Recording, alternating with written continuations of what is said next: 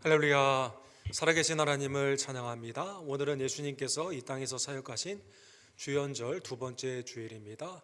세상 죄를 지고 가는 하나님의 어린 양, 우리의 구원주 예수님의 은혜와 평강이 온 예배자들에게 충만할 줄 믿습니다. 우리 다 같이 일어서셔서 함께 머리 숙여 기도하심으로 주님의 은혜의 보좌 앞에 이 시간 기쁨으로 나아가기를 원합니다. 내가 여호와를 기다리고 기다렸더니 귀를 기울이사 나의 부르짖음을 들으셨도다. 나를 기가 막힌 웅덩이와 수렁에서 끌어올리시고 내 발을 반석 위에 두사 내 걸음을 견고하게 하셨도다. 새 노래 곧 우리 하나님께 올릴 찬송을 내 입에 두셨으니 많은 사람이 보고 두려워하여 여호와를 의지하리로다. 여호와를 의지하고 교만한 자와 거짓에 치우치는 자를 돌아보지 아니하는 자는 복이 있도다. 아멘.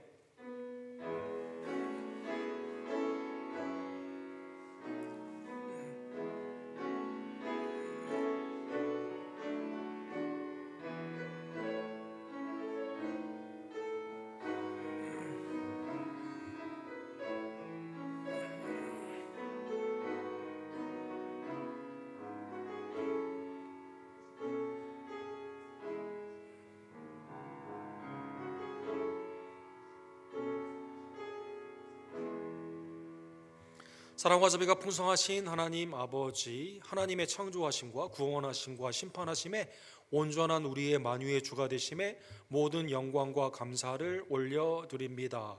악하고 음란한 세대에서 우리를 구원고자 창세전에 택하여 주시고 예수 그리스도를 통해 속량하여 주시며 성령을 통해 날마다 새롭게 하여 주심에 진심으로 감사를 드립니다. 한 번도 살아보지 않은 새 일을 열어주시며 어느덧 세 번째 주일을 맞게 하심에 주님의 은혜에 진심으로 감사를 드립니다. 사슴이 시냇물을 찾기에 갈급하듯 우리가 하나님을 온전히 찾기에 갈급한 마음으로 이 시간 예배하오니 하나님 이 시간 우리의 기도와 찬양을 연락하여 주시며 영원하신 진리의 말씀으로 우리에게 응답하여 주시옵소서. 외제와 대지의 선교사님들을 기억하여 주시며 신년에 있는 하나님의 언약 가운데 있는 계획들이 지혜 있고 신실한 하나님의 청지기로 그리스도가 다시 오실 때 부끄러움을 당하지 않고 칭찬받는 하나님의 복된 종들 되기를 간절히 원합니다. 교육관의 강건함의 축복을 온 예배자에게 허락하여 주시며 같은 시간에 예배를 드리는 우리의 자녀들의 예배 가운데 하나님 놀랍게 역사하여 주시옵소서. 우리의 모든 예배가 하나님이 흠양하시는 거룩한 예배가 되기를 간절히 원하며 지금도 살아계시며 우리를 위해 중보하시는 우리의 유일한 구원주 왕 예수 그리스도의 이름으로 간절히 기도드립니다. 아멘.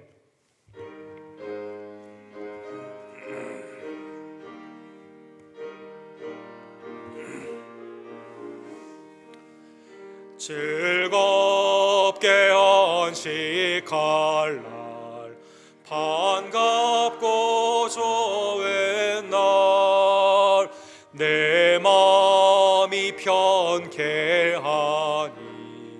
즐겁고 기쁜 날 이 날에 천하 만민 다 보좌 앞에서 참되신 삼위일체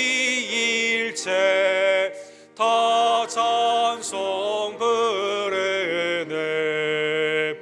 이 날에 하늘에서 새 양식 내리네. 성회로 모이라고 종소리 울리네. 복음의 밝은 빛은 온 세상 비치며 또 영생물이 흘러 시원케 하시네.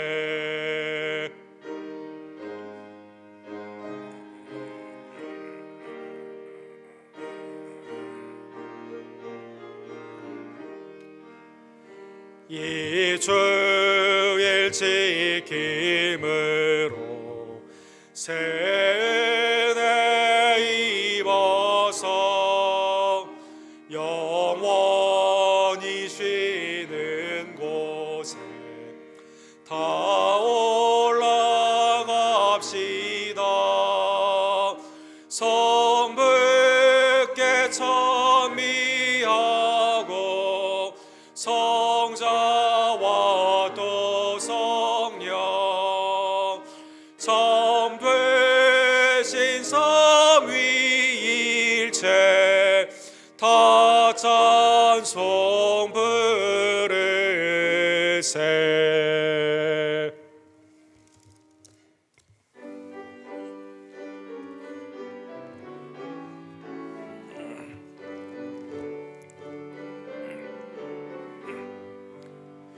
주는 너를 기르시는 목자요 나는 주님의 귀한 어린 양. 푸른 풀밭 맑은 시냇물가로 나를 늘 인도하여 주신다. 죄는 나의 전 목자 나는 그의 어린 양. 저를 따라 꼴을 먹여주시니 내게 부족함 전혀 없어라.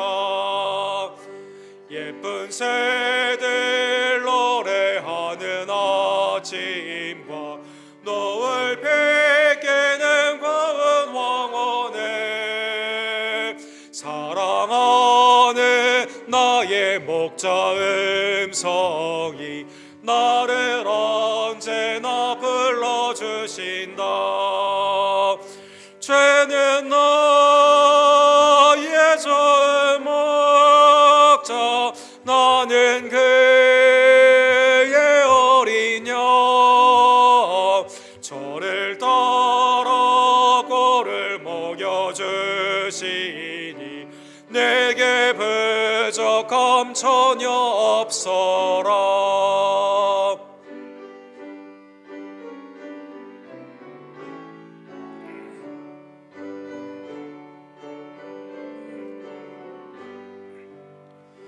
못된 짐승 너를 해치 못하고 거친 비바람 상치 못하리.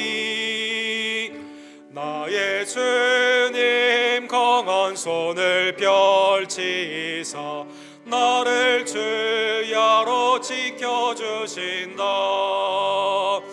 죄는 나의 전 목자 나는 그의 어린 양.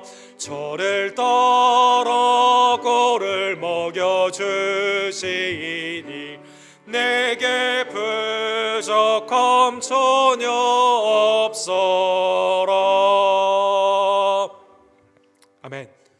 하나님 우리를 구원하여 주시사 항상 잔잔한 물가와 푸른 초장으로 인도하여 주심에 감사를 드립니다. 나를 위해 죽으시고 부활하신 선왕 목자 그리스도의 이름으로 2023년 주님과 동행하기를 원하지만 그러나 한 주간의 삶을 뒤돌아보면 여전히 나의 갈 길로 제 갈 길로 갈 때가 얼마나 많이 있던지요. 하나님 이 시간 내 심령과 입술과 행함 가운데 있었던 불순종을 용서하여 주시며 그리스도의 속량의 피로 나를 새롭게 하여 주시옵소서.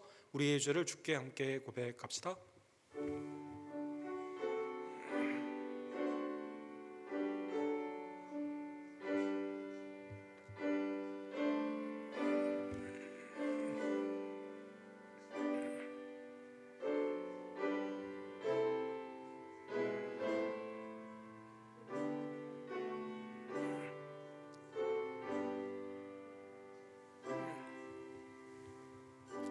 노하기를 더디하시며 자비가 풍성하신 하나님의 은혜가 그리스도의 속량의 피로 우리의 죄를 덮어 주셨습니다. 하나님의 이 은혜를 기억하며 이제는 선한 목자 되신 그리스도와 동행하며 순종하며 나아가는 우리의 심령, 우리의 가정, 우리 교회 되기를 간절히 원합니다.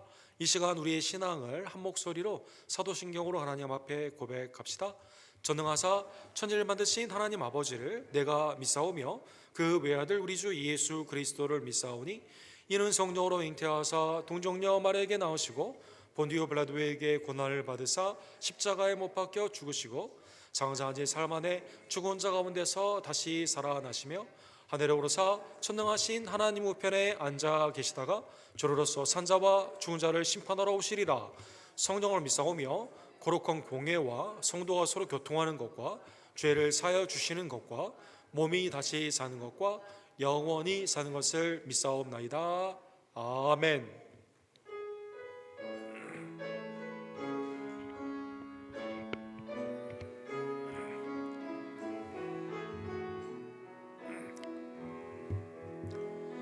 송축해 내 영혼 내 영혼아 거룩하신 이름 이전에 없었던 노래로 나 주님을 경배해. Bless the Lord, O my soul, O my soul. Worship His holy name. Sing like never before, O my soul. I worship Your holy name. 송축해 내 영혼 내 영혼아 거룩하신 이름 이전에 없었던 노래로 나 주님을 경배해. 아멘. 자리에 앉으시기 바랍니다. 조종수 권사님께서 우리를 위해서 기도해 주시고 조아라 성도님께서 하나님의 말씀을 봉독해 주시겠습니다.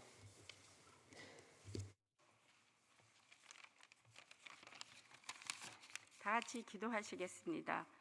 사랑과 은혜가 풍성하신 하나님 아버지, 감사와 찬송과 영광을 주님께 돌립니다.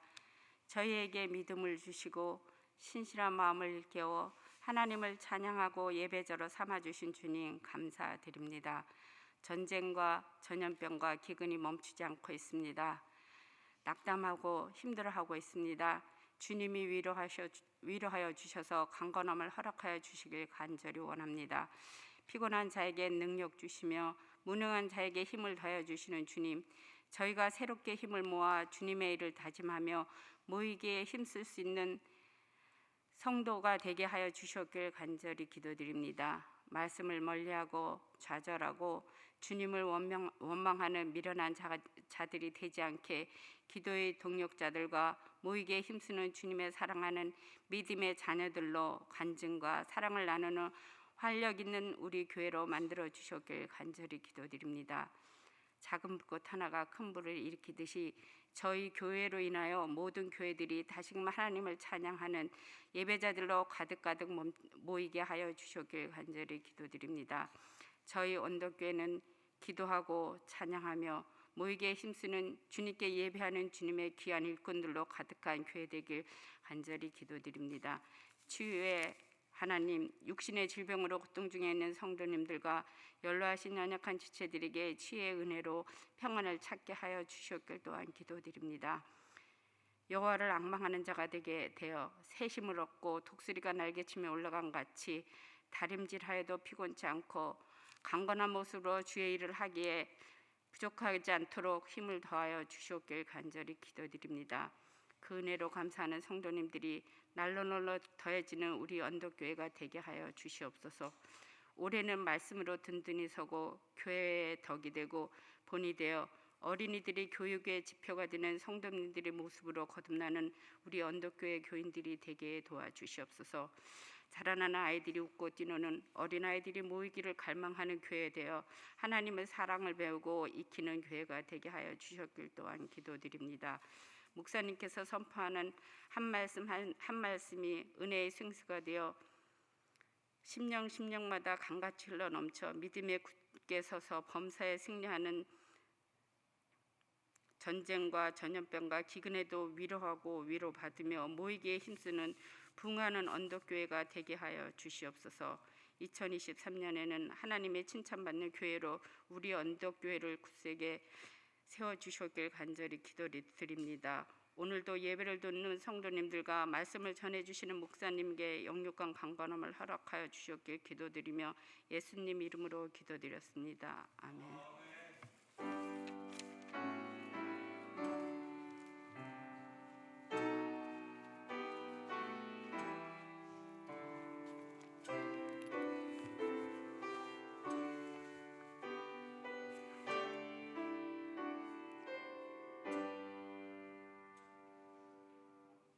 오늘 주께서 우리에게 주신 말씀은 사도행전 24장 14절에서 23절 말씀입니다.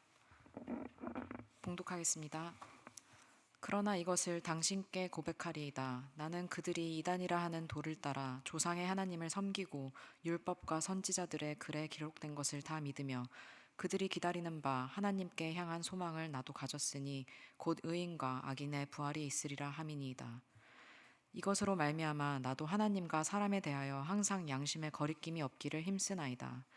여러 해 만에 내가 내 민족을 구제할 것과 재물을 가지고 와서 드리는 중에 내가 결례를 행하였고 모임도 없고 소동도 없이 성전에 있는 것을 그들이 보았나이다. 그러나 아시아로부터 온 어떤 유대인들이 있었으니 그들이 만일 나를 반대할 사건이 있으면 마땅히 당신 앞에 와서 고발하였을 것이요 그렇지 않으면 이 사람들이 내가 공회 앞에 섰을 때 무슨 옳지 않은 것을 보았는가 말하라 하소서. 오직 내가 그들 가운데 서서 외치기를 내가 죽은 자의 부활에 대하여 오늘 너희 앞에 신문을 받는다고 한 이 소리만 있을 따름이니이다 하니 벨릭스가 이 도에 관한 것을 더 자세히 아는 고로 연기하여 이르되 천부장 루시아가 내려오거든 너희 이를 처결하리라 하고 백부장에게 명하여 바울을 지키되 자유를 주고 그의 친구들이 그를 돌보아주는 것을 금하지 말라 하니라. 아멘.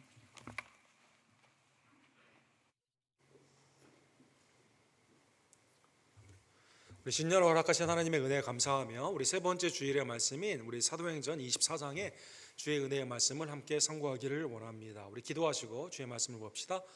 사랑과 자비가 풍성하신 하나님 아버지, 오늘도 거룩한 천국의 모형이 되는 교회 공동체가 믿음으로 하나님을 찬미하며 함께 기도하며 말씀 가운데 영광 돌리게 하심에 진심으로 감사를 드립니다. 이 땅에 거하는 우리들, 땅의 것을 취하지 아니하고 위에 있는 그리스도를 바라보는 하나님의 종들 될 수 있도록 역사하여 주시옵소서. 성령님, 내 마음을 돌이키는 회개의 은혜와 그리스도의 속량의 은혜에 늘 감사하는 복된 마음과 성령의 인도함을 통해 나의 육신의 불순종을 제거하고 온전히 순종으로 하나님 앞에 칭찬받는 지혜 있고 하나님의 신실한 백성들 될 수 있도록 주여 역사하여 주시옵소서. 예수 그리스도의 이름으로 간절히 기도합니다. 아멘. 바울 사도가 우리 벨릭스라는 그 다음에 벨스도라고 하는 이 총독 앞에서 설교를 두 번 이렇게 하게 되는데 오늘 첫 번째 설교인 벨릭스 앞에 있는 바울 사도의 설교를 살펴보기를 원합니다. 우리 21세기인 지금도 종교가 이 정치와 하나가 되게 되는 소위 말하는 신정일체의 테오크라시, 신정 정치를 하는 나라들이 굉장히 많이 있습니다. 퓨 리서치라는 곳에 보게 되면 전 세계 약 15% 정도 되는 그러한 나라에서 여전히 종교의 지도자가 정치와 문화, 그 다음에 언론, 모든 사회 민법과 형법을 다스리는 재판에 개입을 하게 되며 어떠한 자유도 허락하지 않는 그러한 나라가 30여 개 나라가 된다고 합니다. 이 독재의 국가, 전제의 국가를 넘어서서 종교가 하나님 앞에 온전히 쓰임을 받는 기독교가 그 가운데 있는 나라가 되면 좋겠지만 그렇지 않는 기타 여러 나라들, 특별히 모슬렘과 같은 그러한 나라들 가운데서는 일체의 자유가 허용되지 않고 그들의 법을 통해 민법과 형법을 통해 백성들이 고단한 삶을 사는 것을 우리가 알게 되는 것이죠. 30개국이라고 하게 되면 전 세계의 15%나 되는 나라가 이러한 형태를 가지고 있는 것입니다. 대표적인 나라로 요즘 신문이나 뉴스에 많이 보게 되는 나라를 이란이라고 볼 수가 있습니다. 작년 9월 13일에 당시 22살이었던 마흐사 아민이라고 하는 이 처녀가 식구들과 함께 테란노에 가게 되었는데 히잡을 제대로 쓰지 않았다고 해서 이 모럴 폴리스라고 하죠. 그 모슬렘의 이란의 도덕 경찰에게 이렇게 잡히게 됩니다. 그리고 이 경찰서에서 구타를 당하게 되고 바로 며칠 후에 사망을 한 사건이 있었습니다. 그래서 이게 어떻게 가능한 거냐 해서 이제 이란에서 지금까지 계속 시위가 일어나고 있게 되는데, 여기에 대해서 뭐 정부가 일체 말을 안 해요. 그도 그럴 수밖에 없는 게, 여러분 잘 아시는 것처럼 이란은 이 모슬렘의 종교 지도자가 모든 사법권이나 아니면 경찰권이나 군대나 정치를 장악하고 있거든요. 알리 하메네이라고 하는 옛날에 우리 조지 부시 대통령이 4개의 악의 축 중에 하나라고 말했던 이란의 정치 그 시스템을 이 사람이 이제 다 가지고 있음으로 말미암아 현재 지난주에 발표를 했는데 이란에 요즘 가뭄이 들어가지고 비가 오지 않는다고 합니다. 왜 비가 안 오냐? 이 시위 때문에 그렇다라고 해서 더 잡아들여라 하게 되면서 전 세계가 아주 경악을 하지만 해결함이 없는 이유가 이 신정 정치의 최악의 형태가 백성을 살리는 것이 아니라 죽이는데 종교가 앞장서는 것을 우리가 볼 수 있다는 것입니다. 21세기인 지금도 그런데 여러분 1세기에 있었던 나라들은 어땠을까요? 오늘 본문에 나오는 1세기의 로마 제국은 신정 국가였을까요? 일단 로마의 건국 신화를 보게 되면 로마가 이제 그 제국의 형태로 시저를 통해서 여러 나라를 제패하게 되었을 때 갑자기 건국 신화가 등장을 하게 됩니다.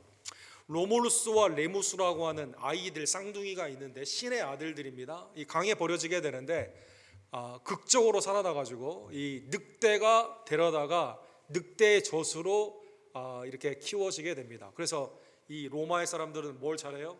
전쟁, 언덕이나 이 높이 있는 늑대처럼 이렇게 전쟁을 잘하게 되고 용맹스러운 것이 건국 신화를 통해 나타나게 됩니다.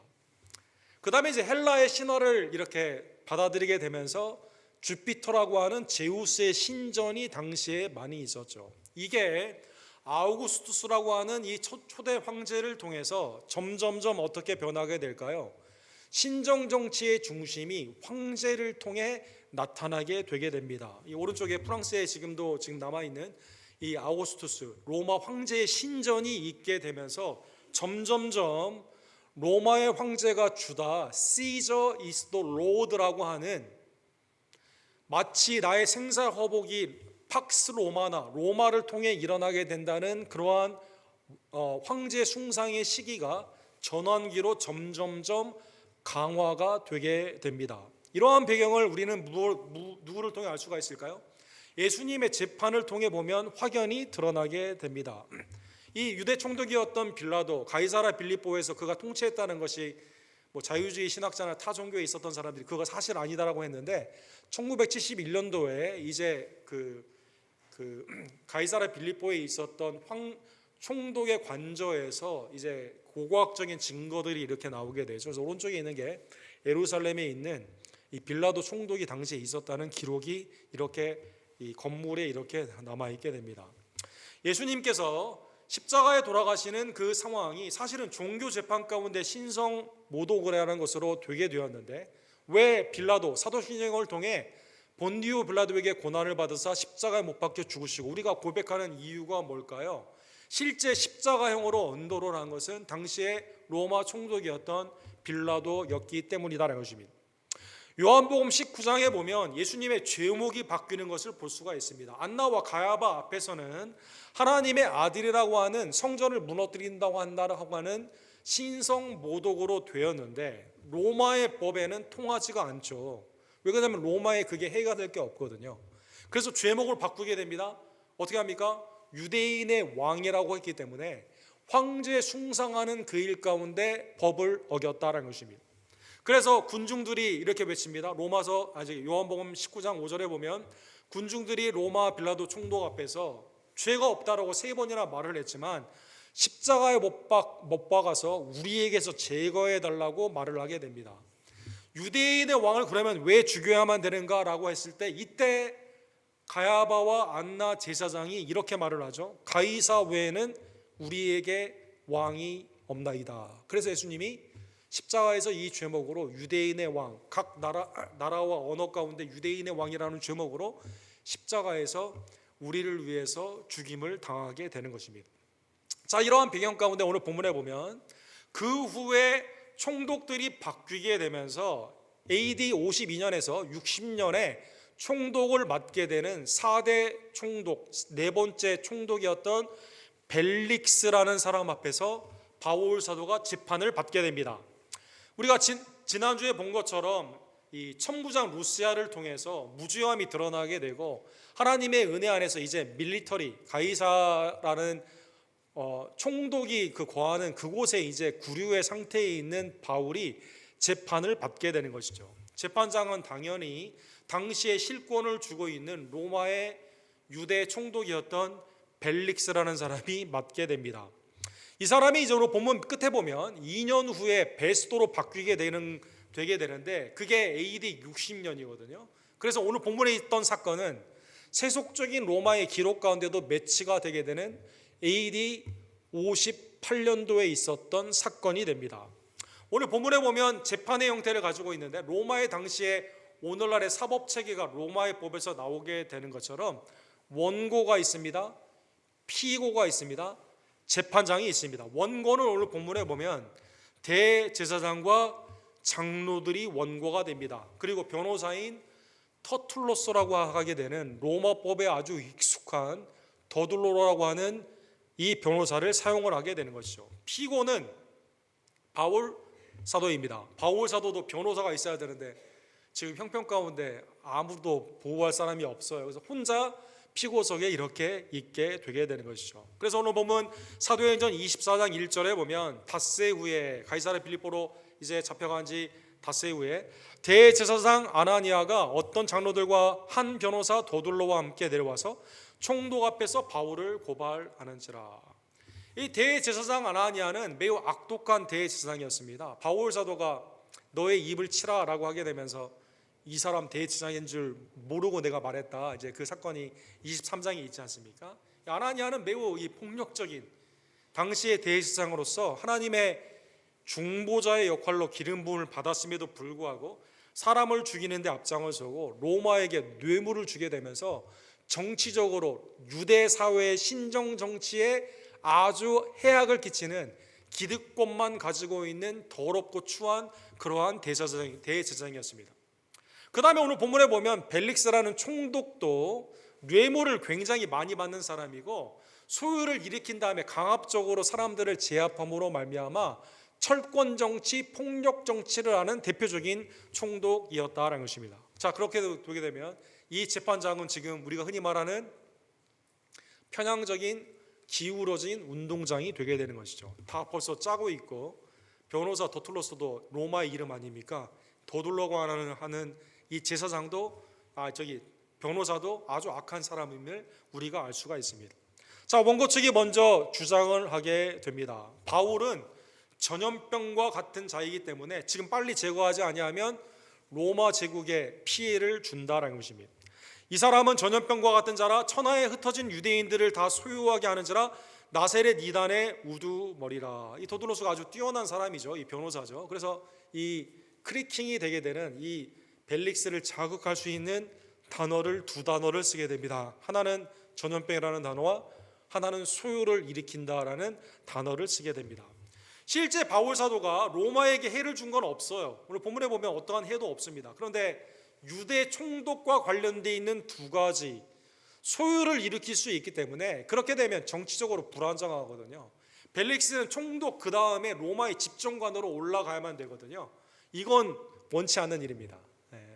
그 다음에 성전 모독이라고 하는 종교적인 것을 집어넣어 가지고 왜 대제사장 아나니아가 여기에 올 수밖에 없었는가 이렇게 오게 됩니다. 자, 그러면 잘 생각해 보면 죄목을 생각해 보시면 예수님을 십자가에 못 박혔던 가야바와 안나가 사용을 했던 대제사장들이 당시에 사용을 했던 그 방법과 상당히 비슷한 것을 볼 수가 있습니다. 신성 모독이 있고 이 사람을 살려두게 되면 로마에 해를 끼치게 되는데 지금은 해가 없어요. 그래도 앞으로 해를 끼칠 수 있는 전염병과 같이 잠복적인 위험에 있다라는 것입니다. 그래서 오늘 본문에 보면 이렇게 해서 이단의 교주 이 사도 바울을 처형해 주십시오라고 하는 원고의 고소가 있었습니다.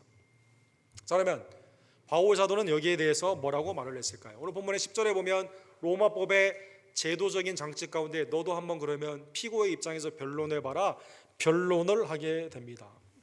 바울의 변론의 핵심은 그겁니다. 그들이 고소했던 죄와 나는 아무런 상관이 없다, 해당 사항이 없다, 죄가 없다라는 주장이었습니다. 10절에 보면 당신이 여러 해부터 이 민족의 재판장 된 것이, 그렇죠, AD 52년부터 있었으니까 좀 몇 년 됐어요. 지금 6년 정도 됐습니다. 내가 알고 내 사건에 대하여 기꺼이 변명하겠습니다. 변명을 하게 됩니다. 변명의 요지는 세 가지로 볼 수가 있습니다. 11절에서 14절까지 보게 되면 내가 예루살렘에 도착한 것은 불과 2주도 되지 않습니다. 12일밖에 되지 않습니다. 12일 동안에 정치적인 모략을 하고 소요를 일으킬 만한 시간이 충분하지가 않다라는 것입니다.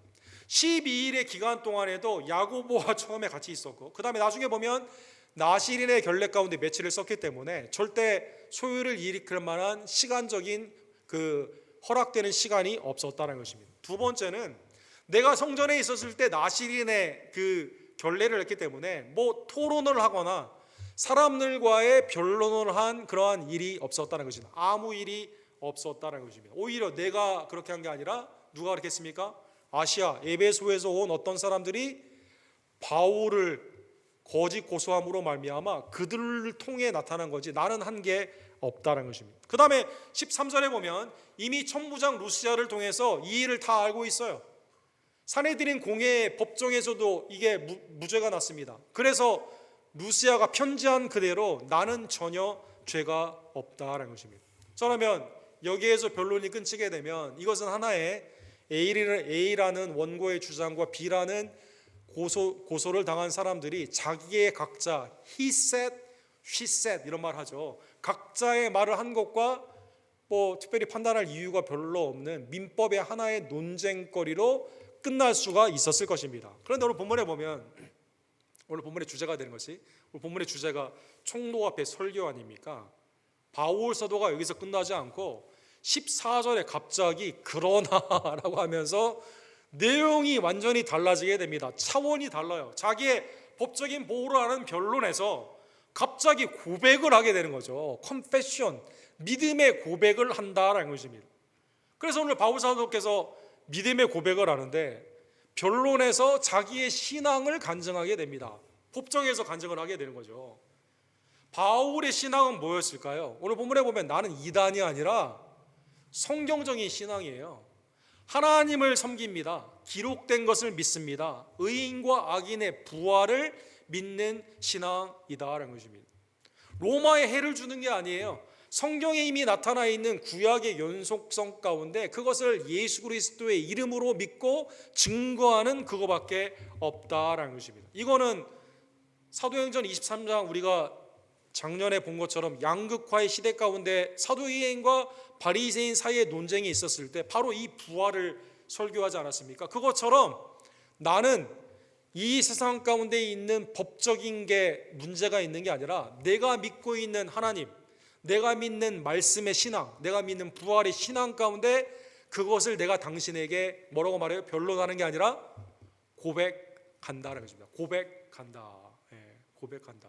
갑자기 간증이 시작이 된 거죠. 16절에서 22절까지 보게 되면 바울의 이러한 온전한 신앙은 전염병처럼 소유를 일으키는 신앙이 아니라 사회에 유익을 주는 신앙입니다. 여러분, 이게 오늘 본문의 기독교의 핵심이죠. 여러분과 제가 믿는 하나님은 어떠한 하나님이에요? 만물을 하나님의 선한 뜻 가운데 창조하신 분이거든요. 믿는 자뿐만 아니라 믿지 않는 자에게도 이른 비와 늦은 비를 주시는 분입니다. 모든 사람이 주님께로 그리스도로 말미암아 회개하고 구원받기를 원하시는 자비와 긍휼의 하나님이시다라는 것입니다. 그래서 극단주의자처럼 광신론자처럼 하나님을 믿는다고 해서 사회에 피해를 주는 게 아니에요.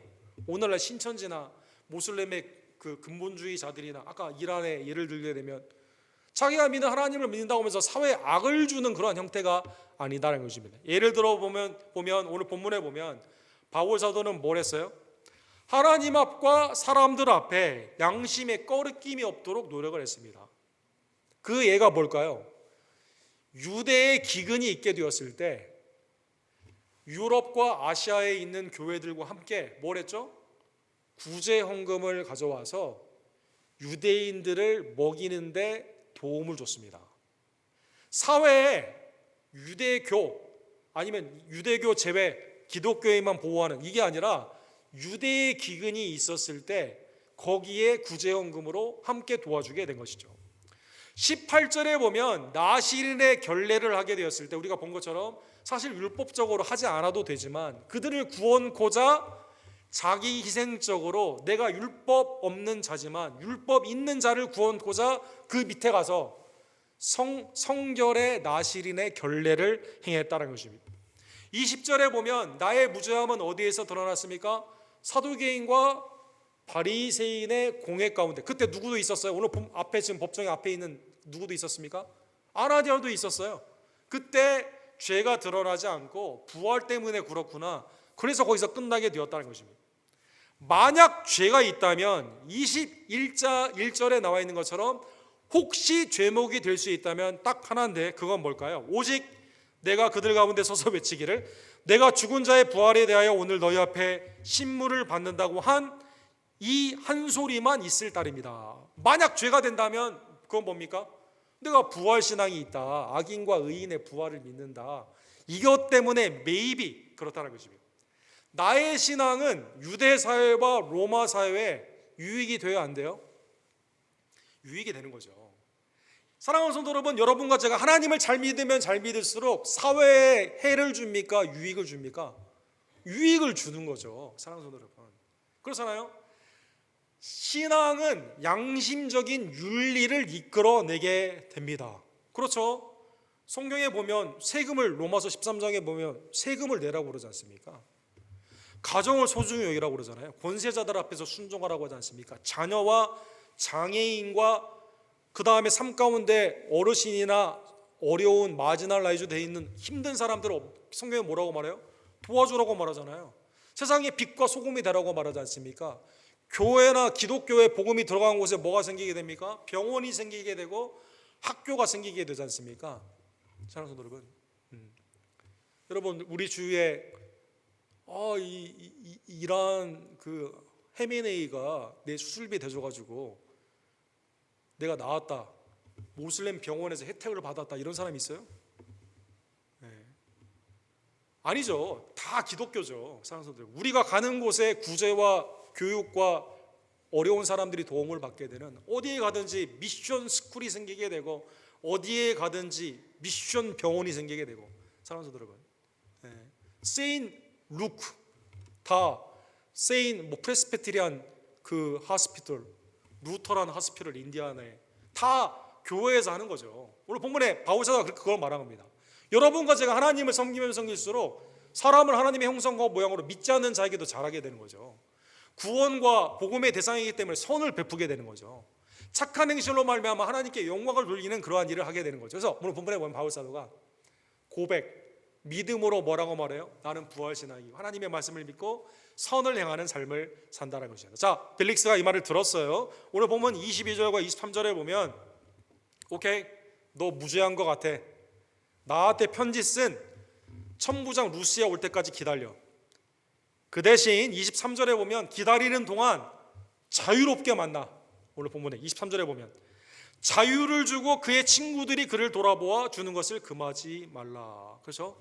벨릭스가 악한 일을 한 이미 제사장과 다 짜고 한 일이지만 얘기를 들어보니까 전혀 문제가 없어요. 로마에 오히려 악한 일이 아니라 해를 주는 게 아니라 도움이 주는 사람이다라는 것입니다. 벨릭스의 지금도 동전, 그때 유대 총독에 있었던 그 사실이 나오게 되는데 58년부터 60년까지 2년여 동안 바울 사도와 함께 그 가운데 있게 되는 것이죠.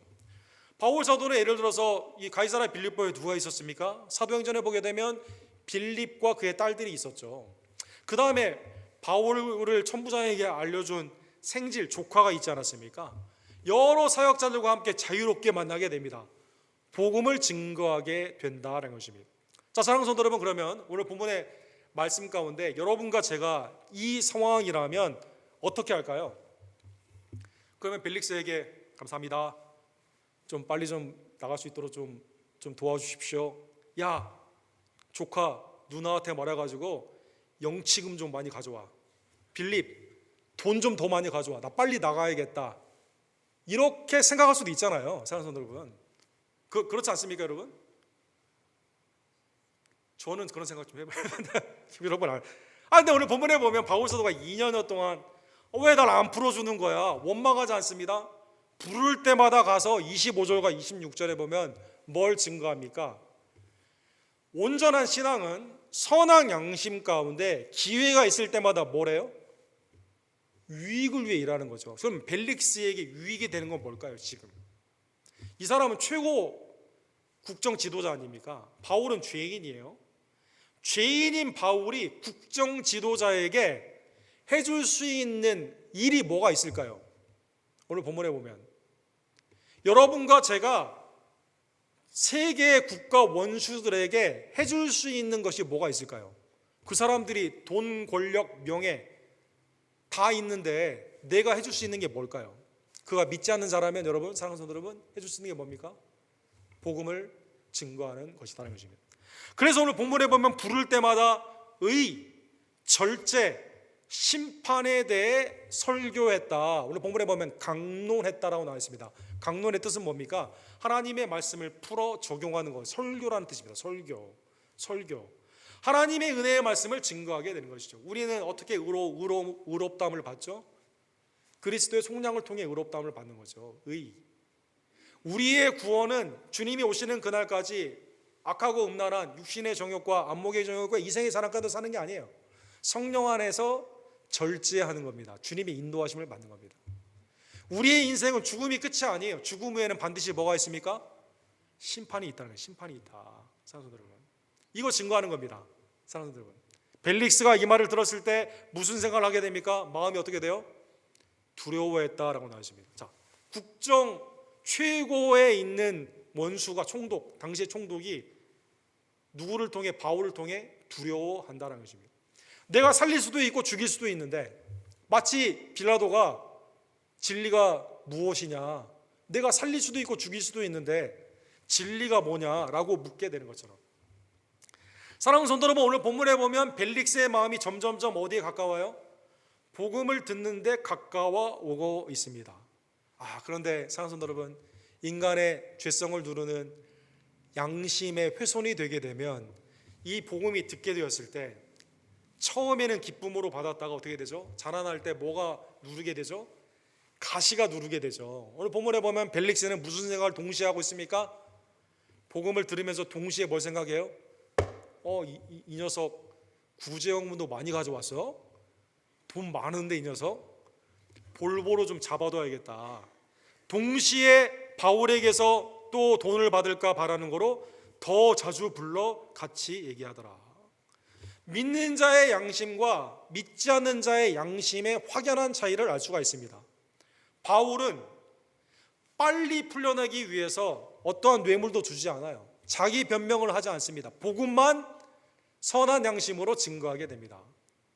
그러나 총독 벨리스는 모든 걸 가졌어요. 그러나 마음이 뭐에 좌지우지합니까? 탐욕 가운데 양심이 없습니다. 양심이 있다면 천부장 루시아를 통해 이미 무죄가 되었고 자기가 들어봤을 때도 무죄잖아요. 그럼 어떻게 해야 됩니까? 양심이 있다면 풀어줘야 되는 거죠. 양심이 있다면 의와 절제와 심판의 하나님의 복음의 메시지를 받았을 때 양심이 있다면 어떻게 해야 됩니까? 죄를 회개해야 되는 거죠. 그동안 잘못한 거, 아나니아와 짜고 수많은 유대인을 죽이고 나의 정략으로 유대 총독의 자리를 이용하려고 한 거, 그렇게 해야 되겠죠. 아나니아 제사장 양심이 있다면 어떻게 해야 됩니까? 내가 제사장으로 이러면 안 되지, 내가 잘못했구나, 회개해야만 되죠. 그런데 오늘 본문에 보면 그렇게 한 거 어떻게 합니까? 2년을 잡아두게 되는 겁니다. 왜? 탐욕 가운데 돈을 벌고자. 그러면 2년 후에 이 사람이 왜 로마의 송환이 됐을까요? 유대 총독으로 하도 악독한 일을 많이 하니까요, 사랑하는 성도 여러분, 산헤드린 공회에서 로마에 상소를 했습니다. 그래서 로마의 총독에서 잘려가지고 잡혀가게 됩니다. 그래서 로마에서 결핵으로 곧 죽게 됩니다. 아나니아는 어떻게 됐을까요? 로마가 침공을 하게 되는 66년, 67년 이때 누구로 말미암아 죽게 됩니까? 로마로 말미암아 죽게 되는 게 아니라 하도 악을 많이 행해가지고 양심 없는 행동을 많이 해가지고요, 그 밑에 있는 부하가 암살을 해가지고 죽게 된다는 것입니다. 자, 오늘 본문의 말씀은 통해서 사랑하는 성도 여러분, 양심이 하나님 앞과 사람들 앞에 부끄러움이 없는, 꺼리낌이 없는 양심, 온전한 신앙은 선한 양심 가운데 있음을 다시 한번 깨달으며 여러분과 저의 양심을 돌아보는 그러한 시간 되기를 원합니다. 주의 음성을 들을 때 빨리 반응을 해야 되죠. 양심의 고동소리가 있었을 때 이거를 크게 듣고 순종해야만 된다는 것입니다. 사랑하는 성도 여러분, 두 가지 예를 생각해 볼 수가 있겠죠.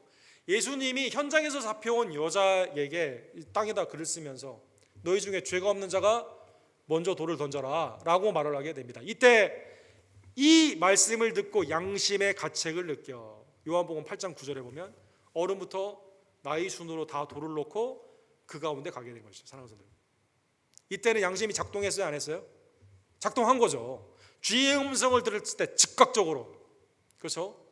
경륜이 있는데 나의 경륜은 뭐예요? 다 죄밖에 없다는 것을 깨닫게 된 거죠. 놓고 나아가게 됩니다. 좋은 예입니다. 양심의 가책을 느낄 때, 죄의식 가운데 두려움이 있을 때 바로 회개해야 된다는 것입니다. 반면 마가복음 6장 20절에 보면 오늘 벨릭스와 비슷한 사람이 있죠. 헤롯이 동생 빌립의 아내인 헤로디아와 근친상간으로 결혼을 했어요. 세례 요한이 잘못됐다고 말을 합니다. 이때 헤롯이 이런 반응을 보입니다. 요한을 의롭고 거룩한 사람으로 알고 마가복음 6장 20절에 두려워하여 보호하고 또 그의 말을 들을 때 크게 번민을 하면서도 달갑게 들음이라. 자, 양심이 작동하고 있습니까? 안 하고 있습니까? 작동하고 있는 거죠. 여기에는 요한은 의롭고 내가 나에게 틀린 말 한 거 아니에요. 근친상간이에요. 이건 잘못된 거예요. 여기에서 그러면 요한의 말을 듣고 회개를 해야 되는데 어떻게 하게 됩니까? 아내 딸이 춤을 추게 되니까 이 아이가 세례 요한의 목을 달라고 그러니까 어떻게 합니까? 목을 소반에 얹어주지 않습니까? 사랑하는 여러분, 양심의 소리를 들을 때 무시하면 어떻게 되는 거예요? 양심이 작동을 해야 안 해요? 안 하게 된다는 것입니다. 사랑하는 여러분, 스데반 집사님이 설교를 했을 때 즉각적으로 회개를 해야 되는데 귀를 막고 소리를 지르면서 돌을 던지는 양심의 가책이 없는 거죠. 사랑하는 여러분, 산헤드린 공회가. 그래서 본문의 말씀을 깨달으면 사랑하는 여러분, 내가 탐욕 가운데 양심이 눌려 있었던 벨릭스처럼 되지 않고 종교라는 것을 통해 사람을 살리는 것이 아니라 사람을 죽이는 일에 정주하는 데 앞장섰던 아나니의 양심으로 되지 않고 내 양심이 살아있어 성령이 나에게 음성을 주셨을 때, 죄책감이 들게 되었을 때 그리스도 앞에 회개하며 믿음 가운데 주님 앞에 돌아가는 양심이 있는 선한 양심의 성도들 되기를 간절히 원합니다. 그러한 의미에서 사랑하는 성도 여러분, 오늘 바울 사도가 증거했던 우리의 의와 절제와 부활은 예수 그리스도입니다. 이러한 죄인이 나를 예수 그리스도께서 의롭게 하시고자 십자가에서 죽으셨음을 다시 한번 깨달으며 베드로전서 2장 24절에 보면 이는 우리로 죄에 대하여 죽고 의에 대하여 살게 하려 하심이라. 나무에 달리신 예수님의 십자가의 대속의 죽음은 우리는 이제 죄에는 죽어요, 의에는 다시 사는 겁니다. 내게 주신 그 의는 하나님의 선물이에요. 그래서 복음으로 말미암아 나타난 그 의는 율법으로 얻는 게 아니라 차별 없이 우리에게 허락해 주시는 아들 예수 그리스도로 말미암아 주시는 하나님의 선물이다라는 것입니다. 요한복음 3장 36절에 보면 우리의 영생의 부활은 하나님의 그리스도를 통한 은총이다라는 것입니다. 아들을 믿는 자에게는 영생이 있고 아들에게는 순종하지 아니하는 자는 영생을 보지 못하고 도리어 하나님의 진노가 그 위에 머무르니라. 나에게 믿음을 주시고 하나님의 영생의 부활의 축복을 주신 우리의 의와 생명 대신 이 땅 가운데 절제의 삶 가운데 우리에게 자족의 은혜를 허락하여 주고 심판을 두려워하며 그러나 심판에서 구원받았음에 감사하며 그리스도와 동행케 하신 하나님의 이 은혜에 감사하는 주의 종들 되기를 간절히 원합니다.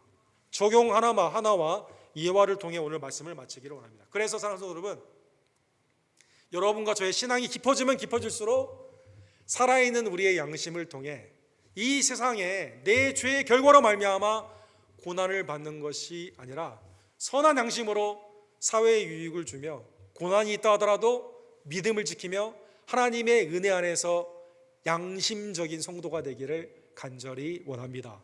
마가복음 8장 36절에 보면 예수님은 우리에게 이런 말씀하시죠. 누구든지 이 음란하고 죄 많은 세대에서 나와 내 말을 부끄러워하면 인자도 아버지의 영광으로 거룩한 천사들과 함께 올 때 그 사람을 부끄러워하리라. 고난이 많기 때문에 음란 가운데 나의 인생의 정욕의 재미, 죄 많은 세상 가운데 방탕한 삶 가운데 미혹되는 그것 가운데 주님을 고백하지 않는 거예요. 내 육신의 정욕과 안목의 정욕과 이생의 자랑 가운데 그냥 눌려 있어가지고 사람들 앞에서는 예수님을 부인하고 건물적인 예배 공동체 세링에서는 주님을 고백하는 갈라지는 외식이 아니라 나의 삶 가운데 고난이 있다 하지만 죄인이지만 언제든지 부를 때마다 하나님의 말씀을 강론했던 바울 사도처럼 선한 양심으로 주님을 시인하며 증거하는 주의 종들 되기를 원합니다. 베드로전서 3장 16절에 보면 선한 양심을 가지라 이는 그리스도 안에 있는 너희의 선행을 욕하는 자들로 그 비방하는 일에 부끄러움을 당하게 하려 함이라. 나의 죄의 결과로 고난받으면 기쁜 일이 아니죠. 그러나 믿음 때문에 선한 양심 가운데 고난을 받는 것은 하나님이 우리를 부끄러워하는 게 아니라 그러한 자들을 심판하는 것임을 다시 한번 깨달으며 양심이 살아있는 믿음 가운데서 우리의 믿음이 신앙의 양심으로 세상 가운데 나타나는 주의 종들 되기를 간절히 원합니다. 여러분, 오늘 본문에 보면 국가 원수들에게 복음을 증거한 그러한 사건이 총독에게 복음을 증거하고 아나니아에게도 복음을 증거했던 바울 사도, 근데 나중에 보면 베스도에게도 증거하고 로마의 가이사에게도 증거하지 않습니까? 이러한 예를 생각해 보면 우리 주위에도 이러한 예를 생각해 볼 수가 있죠. 여러분, 미국의 대통령 중에 재임 시에는 별로 인기가 없었다가 재임 후에 가장 존경받는 대통령으로 항상 상위에 오르는 지미 카터라는 대통령이 있습니다. 이분이 이제 회사 출신인데 처음에 이제 배를 탔는데 이 회사 출신 중에서 한 50위 정도로 졸업을 했다고 하죠. 근데 이제 인터뷰라는 그 대령이 지미 카터 대통령에게 물어봤어요. 야, 너 50위로 졸업했네? 라고 하니까 지미 카터 대통령이 그 자서전에 나오는 이러합니다. 내가 조금만 최선을 다했으면 1등도 할 수 있는데 그냥 대충 했는데도 50위입니다. 자랑을 했다고 합니다. 그러니까 그 함장의 대령이 이렇게 말했대요. 왜 최선을 안 다했냐고. 왜 최선을 안 다했냐고 그러면. 그래서 거기에 충격을 받아가지고 인생의 좌우명이 뭐냐면 언제나 최선을 다하는 겁니다. 언제나 최선을 다하는 겁니다. 그 다음에 이분이 아틀란타 조지아 출신으로 굉장히 신실한 신앙인 아닙니까? 그래서 인생의 목표가 내가 해외에 가든지 어디에 가든지 주님을 위해서 일을 하고 항상 진리 가운데 예수님의 복음을 증거해야겠다, 이렇게 이제 좌우명을 가지고 있습니다. 그래서 이 사람의 좌우명이 뭐냐면 언제나 최선, 언제나 진리, 언제나 진리. 그래서 이 지미 카터의 이 외교를 보게 되면 이걸 뭐라고 말하냐면 이상적 도덕의 외교다. 그래서 신앙에서 벗어나는 일을 하지 않아요. 언제나 하나님의 진리 안에서 이렇게 하게 된 겁니다. 이분이 복음을 증거한 많은 분들이 있죠. 1979년도에 이 6월 달에 우리 한국에 오시게 되죠. 이때 이제 박정희 대통령이 대통령이었는데 이제 미군 철수 카드를 꺼내게 되면서 이제 급히 한국에 가게 됩니다. 이때 복음을 증거하게 됩니다. 유경수 여사 서거 후에 또 자녀 둘이 이제 온전한 길로 가기 위해서 지미 카터 대통령에게 기도를 부탁했다고 합니다. 이때 지미 카터 대통령이 복음을 증거하게 되죠. 근데 그 해에 이제 박정희 대통령도 돌아가시게 되죠. 그다음에 이제 오른쪽 위에 있는 분이 폴란드의 독재자였던 에르바르트 기에크르라는 사람입니다. 이 사람이 이제 폴란드의 당시에 공산주의로 굉장히 많은 사람을 죽였는데 이 사람은 외교 대상도 아니었어요, 미국에. 근데 이 사람을 찾아가게 됩니다. 그리고 이 사람에게 복음을 증거하게 됩니다. 이분이 예수님을 거의 영접하는 것처럼 반응을 보였는데 여전히 이 사람도 독재 가운데 폴란드에 있는 수많은 사람들을 죽이는 데 앞장서는 인생이 이제 좋은 모습은 아니었는데 어쨌든 이분에게 복음을 증거하게 됩니다.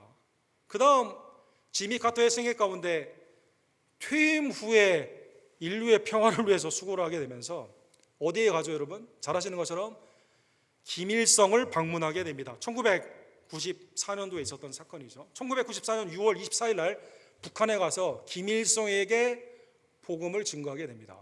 그래서 여기에서 북한이 당시에 핵으로 위협을 했는데 핵을 쓰지 않겠다라고 선언을 하면서 이 다음에 여러분 잘 아시는 것처럼 노벨 평화상을 지미 카터가 받게 되죠. 근데 이제 복음을 증거한 후에 하나님의 섭리 가운데 2주 후에 김일성이 죽게 되죠. 사랑하는 여러분. 자, 사랑하는 성도 여러분, 지미 카터의 이런 삶은 정치적인 영향이 있을 때 퇴임 후에도 이렇게 됩니다. 근데 이분의 신실함을 제가 오늘 포커스는 세계 원수들에게 복음을 증거한 이거를 강조하는 게 아니라 이분의 그의 후에 있는 수십 년간의 삶을 뒤돌아보게 되면 언제나 최선, 언제나 진리에 상응하는 모습이 나타난다는데 굉장히 칭찬받을 만한 합니다. 여러분, CNN에서 지미 카터의 생애를 이렇게 말하고 있죠. 지미 카터 is still living his faith through service, 이렇게 되어 있습니다. 이게 언제 나왔냐면 올 초에 나온 기사입니다. 그의 나이가 98세거든요. 지금도 무슨 일을 합니까? 마라나타 교회, 아틀란타의 그 외지에 있는 그 교회에서 주일날 예배를 드리고 어린이들, 주위에 있는 사람들과 주일학교 선생님으로 일을 하게 됩니다. 지미 카터 보기 쉬워요. 주일날 가면 돼요, 그 교회. 사랑하는 여러분, 재작년에 헤비트 포 휴미니티, 집 없는 사람에게 집 지어주는 걸 하다가 넘어졌죠. 얼굴이 막 만징창이 됐죠. 근데 그 다음 달에 가서 또 목수질하고 있습니다. 사랑하는 여러분, 정상이든지 어린아이든지 누구를 만나든지 간에 언제나 최선을 다합니다. 언제나 진리 가운데 있습니다. 사랑하는 여러분, 사랑하는 성도들, 오늘 본문의 말씀을 깨달으며 신실한 신앙은 선한 양심 가운데 사회의 복음으로, 섬김으로 나타남을 다시 한번 깨달으며, 바울 사도가 죄인임에도 불구하고 어떤 것도 두려워하지 않고 의와 절제와 심판 가운데 부활을 베스도에게, 벨릭스에게 증거하게 되는 것처럼 여러분과 저도 매일의 우리의 신앙이 선한 양심 가운데 하나님의 온전한 섬김의 삶으로 그리스도의 복음의 증거로 나타나는, 우리의 신앙이 서비스로 나타나는 하나님의 양심적인 성도들 되기를 주님의 이름으로 간절히 축원합니다. 기도합시다. 사랑과 자비가 풍성하신 하나님 아버지, 오늘 복음을 통해 하나님께서 우리에게 주시는 복음의 위탁자로서의 사명을 바울 사도의 생애, 또 우리의 믿음의 선조들을 통해 알려주심에 감사를 드립니다. 어떠한 상황에서도 언제나 복음을 증거하는 기회로 삼기를 간절히 원하며 우리의 깊어지는 신앙이 사회 가운데 선한 양심으로 하나님의 영광을 드러내는 빛과 소금이 될 수 있도록, 하나님, 우리 언덕교회 모든 성도들은 사회에서 양심적인 성도라는 칭찬을 받을 수 있도록 우리의 심령을 새롭게 해주시고 우리의 윤리를 바로잡아 주시며 그리스도 안에서 철이 철을 날카롭게 하듯 항상 사랑과 선행을 격려하는 은혜의 공동체로 주님, 우리 언덕교회 모든 성도들을 축복하여 주시며 가정과 직장 가운데 은혜와 축복의 통로로 사용하여 주시옵소서. 모든 영광과 감사를 주님 앞에 올려드리며 살아 역사하시는 예수 그리스도 이름으로 간절히 기도합니다. 아멘. 주신 말씀 기억하시면서 내주 예수를 더욱 사랑 314장 우리 찬양 들으시면서 하나님의 은혜에 예물을 드리기를 원합니다.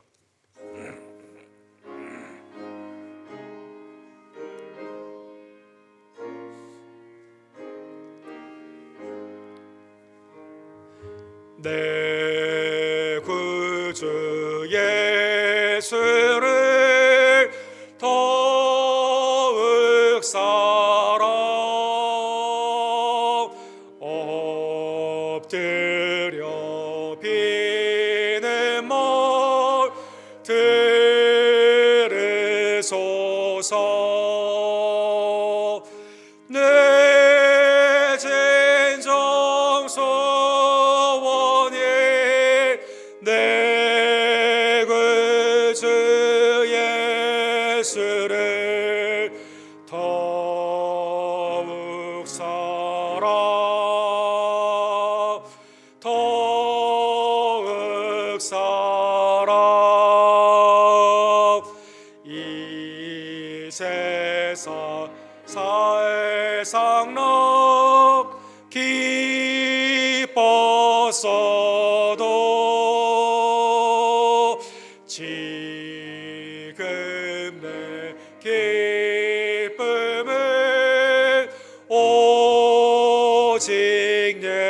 예수 다만 내게는 내 구주 예수를 더욱 사랑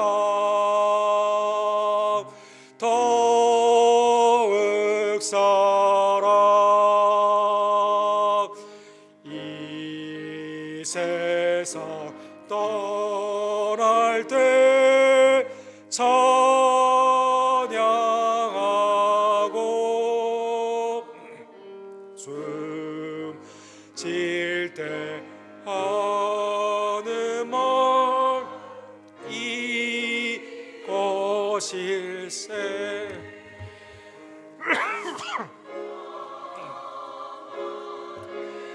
얘는 내 구주 예수를 더욱 사랑.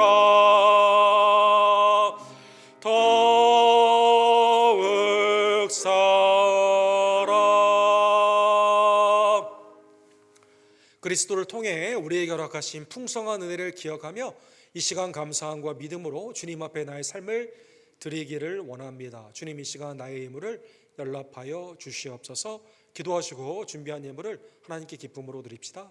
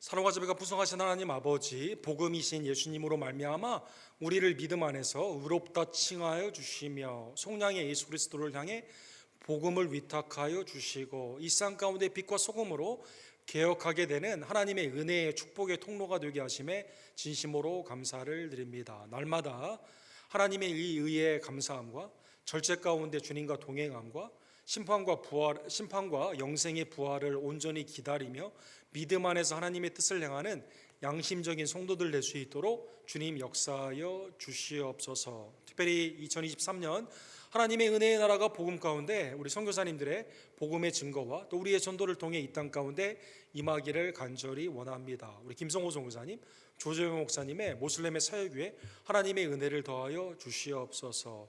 우리 멕시코와 휴스턴의 다민족 사역 가운데 있는 데이비드 목사님의 그룹 미션을 축복하여 주시옵시고 올해도 기쁨으로 후원하며 우리가 동참함으로 말미암아 하나님의 은혜에 복음의 기쁨을 충만케 할 수 있도록 하나님 우리 교회를 은혜 가운데 함께하여 주시옵소서.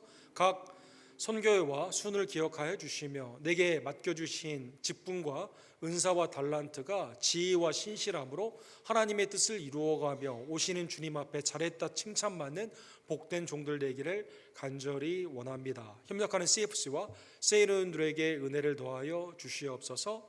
하나님 이 땅을 자비와 긍휼로 통치하여 주시옵소서. 온 성도와 교회가 깨어 기도함으로 말미암아 세상이 더욱더 그리스도의 거룩한 이름으로 변화되기를 간절히 원하며, 전쟁이 아닌 평강으로, 질병에서 하나님의 은혜의 강건함으로, 그리고 이 땅 가운데 기금이 아닌 그리스도의 생명의 양식으로 풍성해질 수 있도록 주님 나를 써주시고 인도하여 주시옵소서. 각순과 선교회를 기억하여 주시옵시며, 특별히 오늘 있는 친교를 통해 그리스도 안에서 믿음의 기쁨의 교제가 충만케 되기를 간절히 원합니다. 우리의 자녀를 요셉과 다니엘처럼 하나님의 지혜와 능력으로 키워주시고 세상 가운데 영향력이 있는 하나님의 복음의 일꾼들로 삼아 주시옵소서.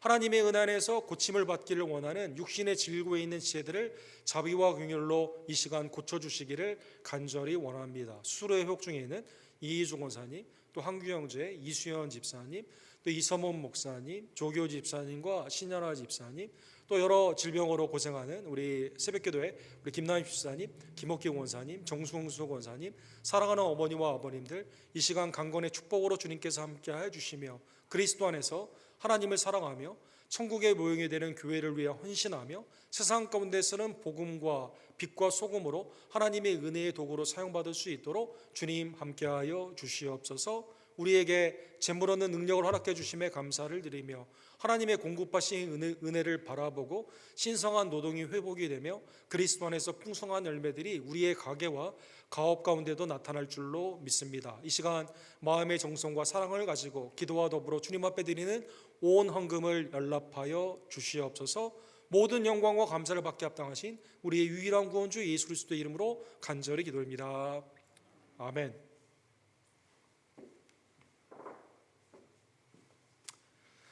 주님의 은혜와 평강이 오늘 온 예배자들에게 충만하기를 원합니다. 요한계시록 마지막 부분이네요. 16장에서 20장 부분, 하나님의 은혜의 말씀으로 새벽기도회가 진행이 되는데 많은 참여를 부탁을 드립니다. 제가 여러분 기도 가운데 감기가 다 나았는데 교회에 왁스를 칠했는데 왁스에 제가 알러지가 있어가지고 그래서 조금 고통스러워하고 있습니다. 여러분 위에서 좀 기도해 주시고, 그러나 저한테 가까이 오는 건 괜찮으니까 거부하지는 말아주시길 바랍니다. 우리 9시 반에 말씀 훈련, 우리 사무엘상 말씀이 있는데 여러분 많은 참여 부탁드리고 순도 모이기 힘쓰기를 원합니다.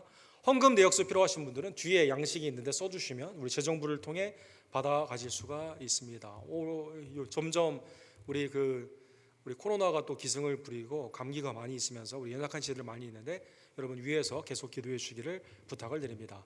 작년도 하나님의 은혜의 말씀을 필사하신 분들 어느 해보다도 많은 분들이 참여해 주셔서 감사를 드립니다. 우리 구명순, 김경숙, 김정숙, 김덕자, 성민주, 성희코벳, 신연아, 안정자, 이샤론, 장영애, 정승수, 정정치, 조홍란, 조종숙, 황영희, 우리 직분 순서가 아니라 가나다 순입니다. 여러분 이렇게 5, 6명이 이렇게 참여를 해주는데 아직 내지 않으신 분들은 나중에 또 낼 수도 되니까 여러분 기억해 주시고, 또 올해 필사에 참여하기를 원하시는 분들은 참여해 주시기를 부탁을 드립니다. 그래서 이 시간 우리 시상하기를 원합니다. 우리 지미 카터 대통령과 거의 동년배이신 성익코베 집사님, 우리 앞으로 나와주시면 이 시간 시상하도록 하겠습니다. 축 필사, 출애굽기 34장 28절, 모세가 여호와와 함께 40일 40야를 거기 있으면서 떡도 먹지 아니하시고 물도 마시지 아니하였으며 여호와께서는 언약의 말씀 곧 십계명을 그 판들에 기록하셨더라. 여러분 하나님께서 십계명을 직접 손으로 쓰셨다. 출애굽기 34장에 이 말씀이 나온 거죠. 하나님이 말씀을 쓰셨습니다. 성도는 하나님의 말씀을 손수 쓰신 정성스러운 필사를 통해 말씀으로 모든 것을 창조하신 하나님 아버지의 마음을 깊이 만나게 됩니다.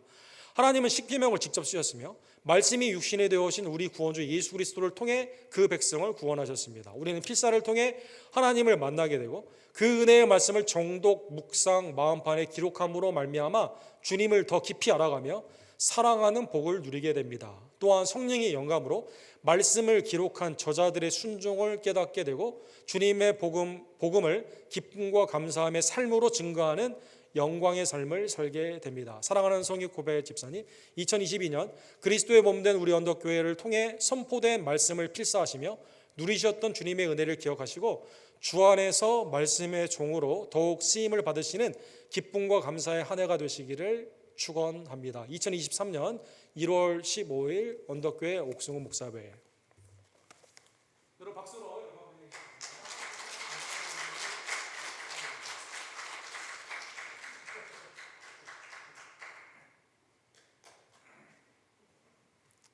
우리 다른 분들은 다 동일한 선물이 준비되어 있으니까요. 나가실 때 받아가 주시기를 부탁을 드립니다.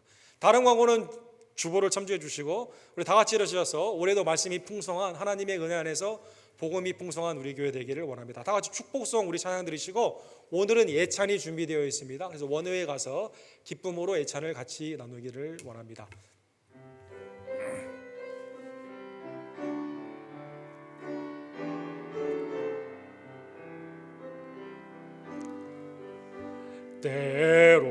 때로는 너의 앞에 어려움과 아픔이 있지만 담대하게 주를 바라보는 너의 영혼 우리 볼 때 얼마나 아름다운지 너의 영혼 통해 그 영광 받으신 하나님을 찬양 오 할렐루야. 너는 택한 족속이요 왕같은 제사장이며 거룩한 나라 하나님의 소유된 백성 너의 영혼 우리 볼 때 얼마나 사랑스러운지 너의 영혼 통해 그 영광 받으신 하나님을 찬양 오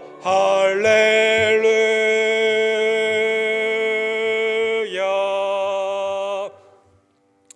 지금은 우리의 의로움이 되시는 우리의 구원주 예수 그리스도의 은혜와 아버지 하나님의 극진하신 사랑하심과 성령 안에 감동 감화하심이 매일의 삶 가운데 선한 양심으로 복음을 증거하기를 간절히 원하는 사랑하는 우리 언덕교회 성도님들 머리 위에 그리스도의 말씀을 필사하신 온 지체들 머리 위에 지금부터 영원토록 함께 있을지어다. 아멘.